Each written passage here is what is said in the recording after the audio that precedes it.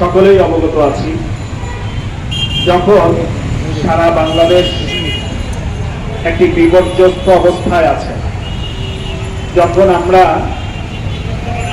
প্রতিনিয়ত দ্রব্যমূল্যের ঊর্ধ্বগতির কারণে মানুষের জীবনযাপন নাজেহাল অবস্থায় রয়েছে, তার উপরে গ্যাসের দাম বৃদ্ধি করা হচ্ছে, তার উপরে বিদ্যুতের দাম বৃদ্ধি করা হচ্ছে, এই অবস্থায় হঠাৎ করে আমাদের এই প্রিয় নগরী, আধ্যাত্মিক নগরী, আমাদের এই সিলেট নগরীতে মানুষ যখন তার জীবিকা নির্বাহ করার জন্য বিভিন্নভাবে বিভিন্ন মাধ্যমে কোনোভাবে জীবনটাকে উপভোগ করার জন্য, জীবনটাকে পরিচালনা করার জন্য একটু বিভিন্ন ধারে ঘোরাফেরা করছেন, বিভিন্ন জায়গায় যাচ্ছেন, অনেক আয় হতাশ করে নিজের জীবনকে পরিচালনার জন্য চেষ্টা করে যাচ্ছেন, ঠিক তখনই জনগণের ভোটে নির্বাচিত না হওয়া একজন জনপ্রতিনিধি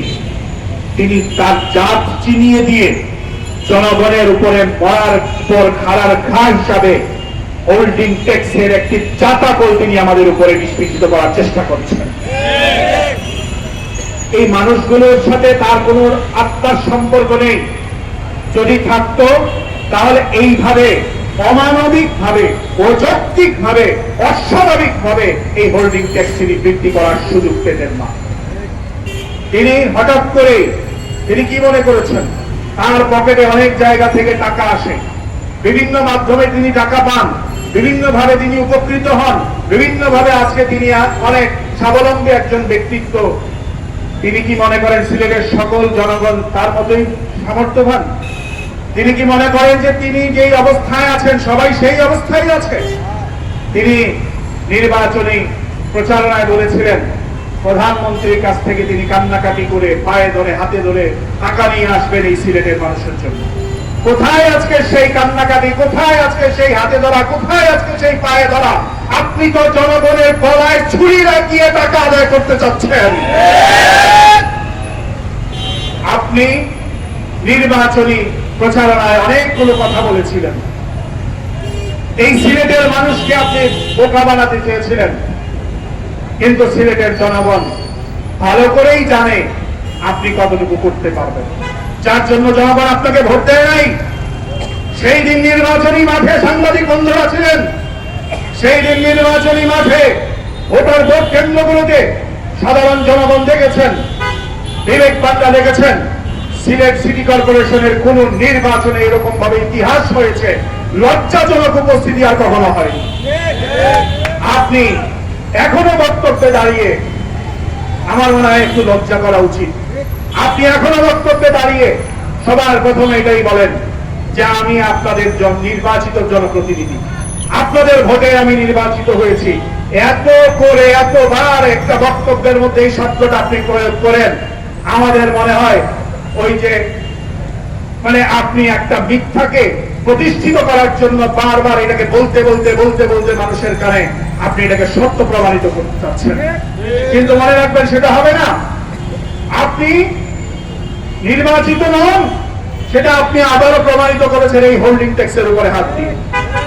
যখন দেখলেন সারা সিলেটের মানুষ এটার বিরুদ্ধে খুবই ফেঁসে উঠেছে, ফুঁসে উঠেছে সবাই, আপনি পারতেন এই জনগণের প্রতিনিধি যারা আছেন, দীর্ঘদিন থেকে যারা কাউন্সিলররা আছেন, তাদেরকে নিয়ে, সুশীল সমাজের প্রতিনিধিদেরকে নিয়ে, রাজনৈতিক নেতৃবৃন্দকে নিয়ে, এই সমাজের গণ্যমান্য ব্যক্তিবর্গকে নিয়ে বসে, সাবেক জনপ্রতিনিধিদেরকে নিয়ে বসে মানুষের ক্রয় ক্ষমতার কথা চিন্তা করে, মানুষের বর্তমান অবস্থার কথা চিন্তা করে আপনি পারতেন একটা সহনীয় পর্যায়ে হোল্ডিং ট্যাক্স নির্ধারণ করতে।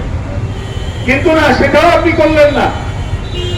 আপনি খুব গায়ের জোরে ঘোষণা দিয়ে দিলেন যে না, 27টি ওয়ার্ডের যেই ট্যাক্স আছে নির্ধারিত সেটাই থাকবে, আমরা রিভিউ করব, আমরা বোর্ড গঠন করে দিলাম, সেই বোর্ড জাতিকে সুপারিশ করবে, তাদের ট্যাক্স কমিয়ে দেওয়া হবে। আপনাদের যেই অবস্থা, আপনাদের যে নেচার আমরা দেখেছি, সেটা হলো দেখেছি আপনারা শুধুমাত্র আপনাদের দলীয় লোকদের বোর্ড গঠন করে দলীয় লোকদের ট্যাক্সই কমাবেন, সাধারণ জনগণের ট্যাক্স কমবে না। আপনারা যে বোর্ড গঠন করে রেখেছেন সেখানে সাধারণ জনগণ যাবে, শুধু হয়রানির শিকার হবে। এই বোর্ড গঠন করেছেন, এটা আমি মনে করি ভিন্ন একটি উচ্চ মাপের দুর্নীতি করার জন্য আপনারা এই বোর্ড গঠন করে দিয়েছেন। আপনি গায়ের জোরে যদি চান যে হ্যাঁ আমি গায়ের জোরে এই হোল্ডিং ট্যাক্স প্রতিষ্ঠিত করে দিব, এই হোল্ডিং ট্যাক্স বাধ্য করব জনগণকে দিতে, মনে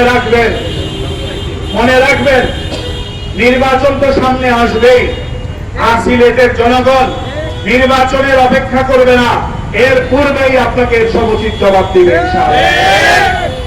এই ট্যাক্স আপনি আমাদের উপরে বাধ্যতামূলক করতে পারবেন না, এই ট্যাক্স আমাদের উপরে আপনি বাস্তবায়ন করতে পারবেন না, এই ট্যাক্স আমরা দিব না। সিলেটের জনগণ এই ট্যাক্স দিবে না, সিলেটের জনগণ এই ট্যাক্স দিবে না, সিলেটের জনগণ এই ট্যাক্স দিবে না। আমরা এই ট্যাক্সকে অযৌক্তিক মনে করি এবং এই ট্যাক্স আমাদের উপরে প্রণয়ন করা, এটাকে অন্যায় ভাবে আমাদের উপরে প্রণয়ন করার চেষ্টা আপনি করছেন, এটাই আমরা দাবি করব।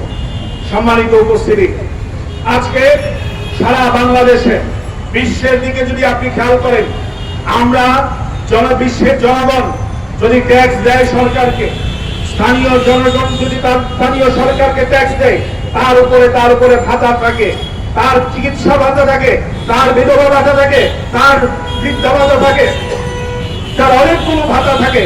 তার নতুন সন্তানাদি আগমন করলে তাদের উপরও তাদের সুযোগ সুবিধা দেওয়ার জন্য ভাতা নির্ধারণ করে দেওয়া হয়। কিন্তু আপনারা এমন একটা পরিস্থিতি তৈরি করেছেন, গাছের আগাটাও খাচ্ছেন, গোড়াটাও খাওয়ার চেষ্টা করতেছেন।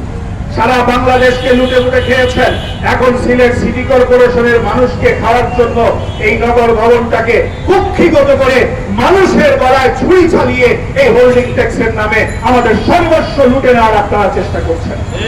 এটা আমরা হতে দেব না।